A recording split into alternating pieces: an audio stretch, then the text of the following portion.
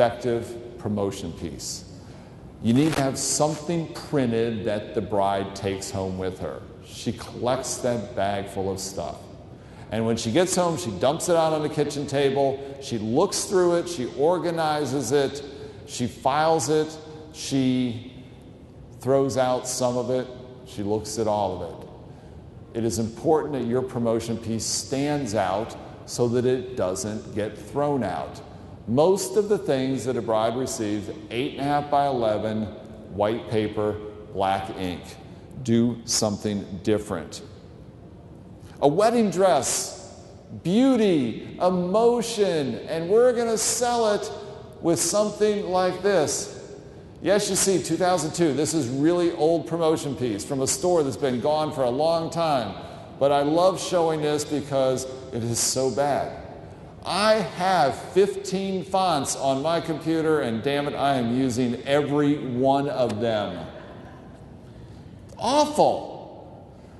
A bridal registry. When a department store gets a bride in to register for her wedding gifts, they stand to make about $10,000 in business from that one bride's registry.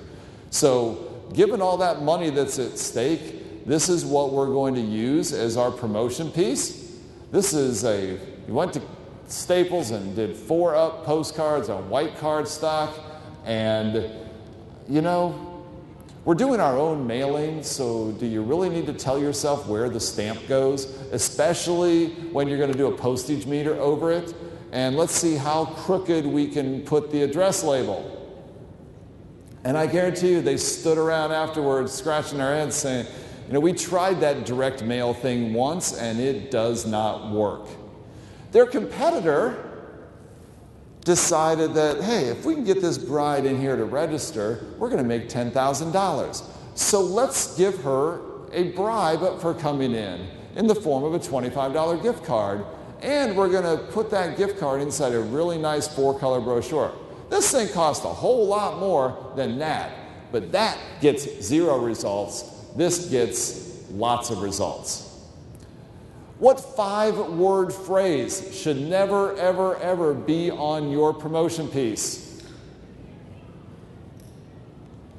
Congratulations on your upcoming wedding. Why? Everybody does it. Do something different. Do not, your promotion pieces don't have to be super elaborate, but they have to convey the appropriate image. If you are positioned at the higher end, if you're going after higher end weddings, you better have promotion materials that look high end. If you are more brides in the middle of the budget spectrum, you don't want promotion pieces that look too high end because you're going to confuse the bride with your message. Don't stack your brochures. If there are fewer of them out on the table, the perceived value of them is greater and you avoid the grab and run bride. Being a jack of all trades can hurt you when selling to a bride. Now, there is nothing wrong with doing multiple types of businesses. Lots of people do it.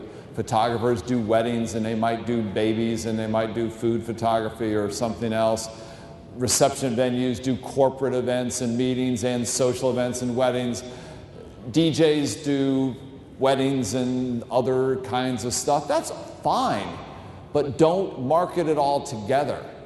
I want you to have separate marketing materials for weddings, and that means a separate website, or at least separate pages on your website. Florists are the worst at this. Florists have 90% of them are using that standard template telefloral FTD website that's all about hospitals and funerals and all these things that are not weddings.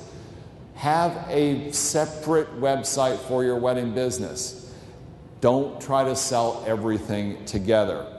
This photographer does bodybuilding photography and wedding photography and sells them both on the same promotion piece, which is why you have the guy in the tighty-whities and the bride and groom on the same postcard.